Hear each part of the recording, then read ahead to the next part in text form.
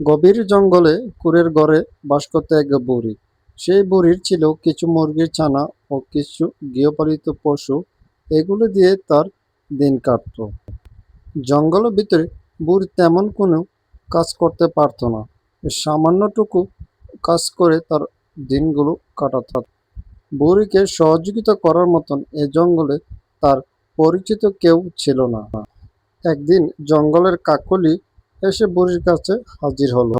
ও বুড়ি, শুনছনি, তোমাকে মরল মশাই ডেকে পাঠিয়েছে। আমাকে ডেকে পাঠিয়েছে মরল মশাই? হঠাৎ কি মনে করে? তুই কি কিছু বলতে পারবি? না গো বুড়ি, আমি তেমন কিছু বলতে পারি না। তবে মরল মশাই আমাকে ডেকে বলল জঙ্গলে কোন এক নতুন বুড়ি এসেছে, তাকে গিয়ে বল আমার সাথে যেন দেখা করে, জরুরি। বিকেলবেলা বুড়ি মরলের বাসায় গেল। ওরে বুড়ি যে, তুমি তো দেখি চলেই আসলে। তোমার কথাই ভাবছিলাম, তুমি এসে গেছে, ভালোই হয়েছে। সকালবেলা আমি কাকলিকে বলেছিলাম তোমাকে যেন খবর দিতে, আমার সাথে দেখা করতে। আমি শুনেছি তুমি বলে নতুন এসেছো এই জঙ্গলে। হ্যাঁ মরল সাহেব, আপনি ঠিকই শুনেছেন, আমি নতুন এসেছি এই জঙ্গলে। আমি আগে যেখানে থাকতাম মরল সাহেব, সেখানে বন্যায় নদী ভাঙ্গনের কারণে আমার কুঁড়ের ঘরটা ভেঙে যায়। কোথাও আমি আশ্রয় পাইনি, তাই আমি বাধ্য হয়ে আপনার এই জঙ্গলের এক কোণে পড়ে আছি। মরল সাহেব, আমার তিন কুলে কেউ নেই, শুধু এই জঙ্গলে পড়ে থেকে সামান্য কাজকর্ম করে আমি জীবন কাটাচ্ছি। তা মরল সাহেব, আপনি আমাকে হঠাৎ কি জন্য ডেকেছেন? ওরে বুড়ি, শান্ত হও, বলছি কি জন্য তোমাকে ডেকেছি এখানে আমি। শোনো বুড়ি, এই জঙ্গলে আমি হচ্ছি মরল মশাই। আমাকে সবাই এখানে সম্মান করে, আর এই জঙ্গলে থাকতে হলে আমাকে সবাই টাকা পয়সা খাবার দিয়ে থাকতে হয়। তুমিও যদি এই জঙ্গলে বাস করো অন্য পাখিদের মতন, তাহলে আমাকে তুমি প্রতিনিয়ত খাবার ও টাকা পয়সা দিয়ে এই জঙ্গলে থাকতে হবে। তুমি নতুন এসেছো, তাই তোমাকে না করছি না, তুমি থাকো এই জঙ্গল। মরণ মশাই, আপনি একটু দয়া করেন, আমি বুড়া মানুষ, তেমন পরিশ্রম করতে পারি না। আপনাকে আমি কোথা থেকে খাবার টাকা পয়সা দিব? আমি তো নিজেই চলতে পারি না, দেখতে পারছেন আমি একজন বুড়া মানুষ, নিজে চলতে খুব কষ্ট হয়। তার উপরে আপনি যদি এমন করেন তাহলে এই জঙ্গলে আমি থাকবো কেমন করে? একটু দয়া করেন মরল সাহেব আমার দিকে তাকিয়ে। আপনি যদি দয়া না করেন মরল সাহেব, তাহলে তো আমাকে এই জঙ্গল ছেড়ে চলে যেতে হবে, আমি নিজেই তো খেতে পারি না।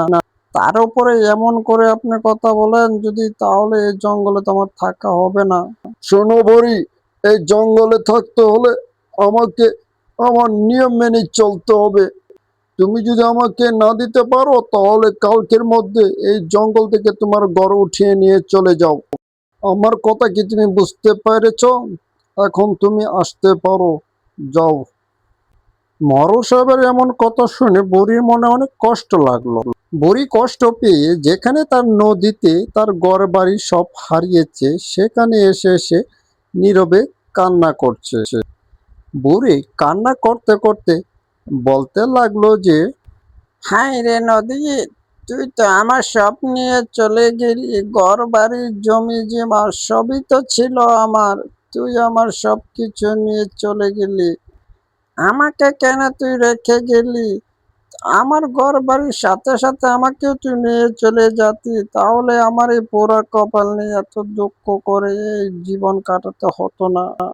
আমি এখন কোথায় যাই তুই বল? আমি কোথাও কোনো জায়গা পাচ্ছি না, যেখানে যাই সেখান থেকে আমাকে উঠিয়ে দেই শুধু তোর কারণে। তুই যদি আমার ঘর বাড়ি জমি জিমাত না নিতি তাহলে তো আমার এত কষ্ট করে বনে বনে থাকতে হতো না, আমার মানুষের কথাও শুনতে হতো না। আমি কোথায় যাই এখন তুই বল? বুড়ি কান্না করে এমন কথা বলতে বলতে ভেঙে পড়ল। তখন হঠাৎ করে জঙ্গলের এক ভালো পাখি যার নাম টুনি সে হাজির হলো। সে এসে বুড়িকে বলল, বুড়িমা, কি হয়েছে তোমার? তুমি কান্না করছো কেন কেন? তখন বুড়ি সমস্ত কথা ওই টুনি পাখিকে বলতে লাগলো। বুড়িমা, তোমার কথা তো সবই শুনলাম, তুমি টেনশন করো না, আমি আছি তো। আমি কোনো না কোনো একটা ব্যবস্থা করব তোমার জন্য, তুমি যাতে এই জঙ্গলে সুন্দরভাবে থাকতে পারো। আমি গিয়ে মরল মশাইকে বুঝিয়ে বলবো, তুমি আমার সাথে চলো। কিরে টুনি, যে হঠাৎ আমার বাসায় কি মনে করে? সাথে দেখছি তুই ওই বুড়িকে নিয়ে আসলি, ব্যাপার কি রে? মরল মশাই, আমি শুনেছি আপনি নাকি এই বুড়ির কাছে বলেছেন এই জঙ্গলে থাকতেও হলে টাকা পয়সা ও খাবার দিয়ে থাকতে হবে। আর টনি, তুই ঠিক শুনেছিস, আমি বুড়িকে বলেছি জঙ্গলে থাকতে হলে টাকা পয়সা দিয়ে থাকতে হবে। তুই তো জানিস এই জঙ্গলের নিয়ম, আর এই জঙ্গলে মরাল মশাই আমি যেটাই বলি সেটাই হয়। মরল মশাই, এই বুড়ির তো কেউ নেই, যা কিছু ছিল তা তো নদী ভাসিয়ে নিয়ে গিয়েছে। এখন যদি আমরা বুড়ির সাথে এমন করি, তাহলে বুড়িটা যাবে কোথায় বলেন তো? মরল সাহেব, আপনি এমন করবেন না, আমরা সবাই সহযোগিতা করে এই বুড়িকে এই জঙ্গলে থাকতে দিই। যদি আমরা এমন কাজ করি, তাহলে সৃষ্টিকর্তা আমাদেরকে কোনোদিন ক্ষমা করবে না। ঠিক আছে টুনি, তুই যেহেতু এত করে বলছিস বুড়িকে এই জঙ্গলে থাকার জন্য, তাহলে থাক, সমস্যা নেই। তোদের যদি কোনো সমস্যা না হয়, তাহলে আমারও কোনো সমস্যা নেই। তোরা যদি মিলেমিশে সবাই থাকতে পারিস, তাহলে আমিও পারবো। বুড়িকে বল এই জঙ্গলে থাকতে, কোনো সমস্যা নেই। ধন্যবাদ মরল মশাই, আপনাকে সৃষ্টিকর্তা আপনার মঙ্গল করুক। টুনি, তোমার জন্য আজ আমি জঙ্গলে থাকতে পেরেছি, তোমার ঋণ আমি কোনোদিন বলবো না।